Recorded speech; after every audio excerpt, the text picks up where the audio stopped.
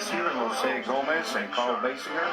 We are going to be discussing some issues about the Hispanic community and the Hispanic workforce. I am Carlos Escobar, like I said, and I work with Labor's International Union in North America.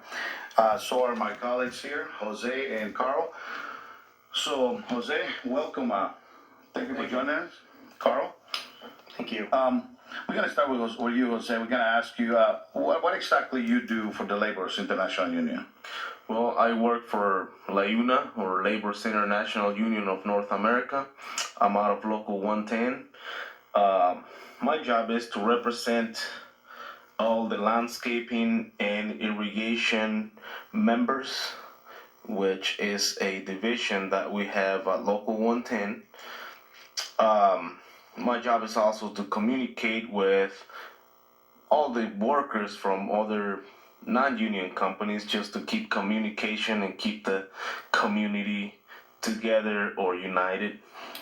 Oh, that's good. And you being in the field and talking to this both sides of the field, union and non-union, do you run into any Latino people that you think they're being abused or taken advantage by companies and in the field? What I've seen out in the field is a lot of these workers come up here with visas to do landscaping.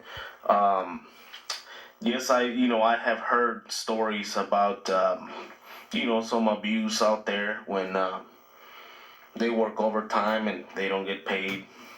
So they're working extended hours and they're not being paid for that? That's what I hear from some of the workers. Yes, they make them work overtime. They don't get paid the time and a half or the extra time that they work.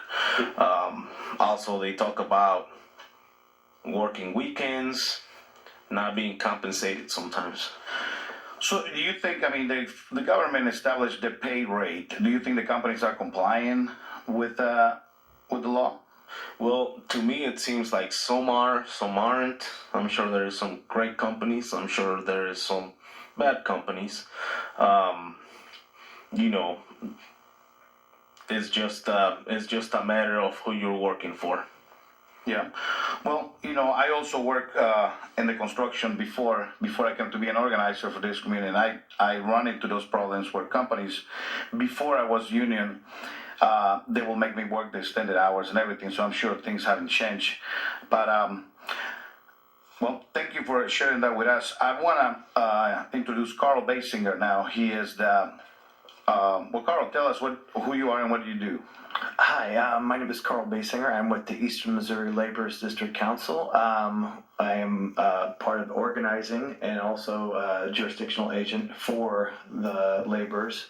What we have been working on is building a relationship with the Latino community or the Hispanic community, trying to get them focused on possibly using us as a job recruitment. If they're looking for jobs, we don't promise work, we just promise a opportunity of employment and also a career in the laborers. So like in education? Yes. Because I believe when I was in the work field, that's what it was a lot of. We were never able to, we didn't know what the pay rate was. We didn't know basically the safety in the job site. We didn't have anything. We just basically did the work and we thought that's the way it was. So is your company or your organization doing anything specific for to educate their workers? Yes, we have an apprenticeship program. It's located at High Hill, Missouri. It's the Laborers Training Center, where we have apprentices that can start out that if you don't have experience, so you go into the apprenticeship program and you go through the apprenticeship program. It takes about 5 years to complete. As you're going through the program, you also are working at that time for a signatory or a union contractor. What that means is you will be working and getting paid while you're going to school. The contractors are paying for the education, not you. So we go from there, and and that's with the training center. As the training center, as you go through the apprenticeship, we also you have the opportunity to do other classes as a laborer after their apprenticeship program. So, so the contractors will contact. I mean, the contractors will send their employees to you, or the workers come to you to go through this program. Actually, with the laborers, we have a little bit of a protocol where you go to the training center as an individual. They will point you in the direction towards a contractor and or a union hall or a laborers hall, local hall that's in your area. Where if you're living in the St. Louis metro area, or if you're living on the out counties like Outside the St. Louis area. outside the St. Louis area. Yeah. Me being part of the laborers, I also know, and correct me if I'm wrong. According to the federal government, a lot of the jobs they require be federal jobs. So anything that touches the tax money, it requires a 30% minority participation in these jobs. Is that correct? That is correct. And how are we doing? How are the companies? Are they complying with the minorities? Do they have the workforce?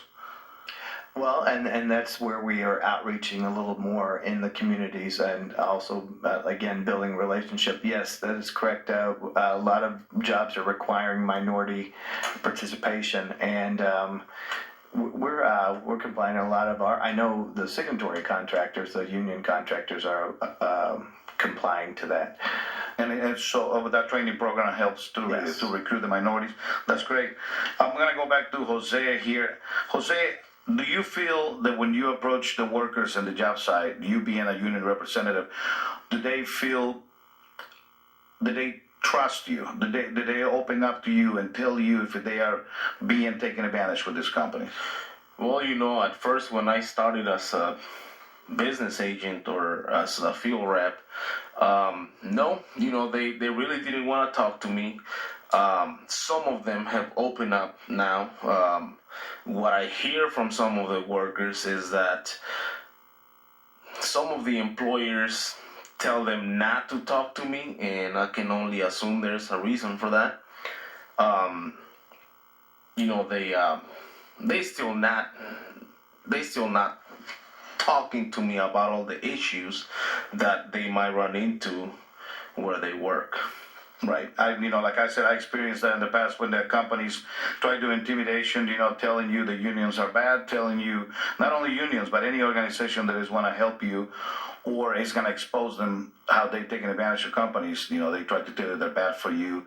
I know, and I'm not going to say for a fact, but I know there's some companies out there, they use the immigration intimidation, like we're gonna take your permit away and all that. Do you run into a lot of guys with permits working here, and do you run also with people when they are here illegal? Well, there's the employer is not supposed to take any documents from any workers, and I'm talking from passports to training cards, whatever it is. The employer is not supposed to take any of those documents from the workers. But yes, I hear that there's a few companies that they take some of these documents so the workers can't move around. They have to stay there, and that's why they take those documents from them. Okay. This is the end of part one, our turn with Carlos Escobar. We will be continuing with part two shortly.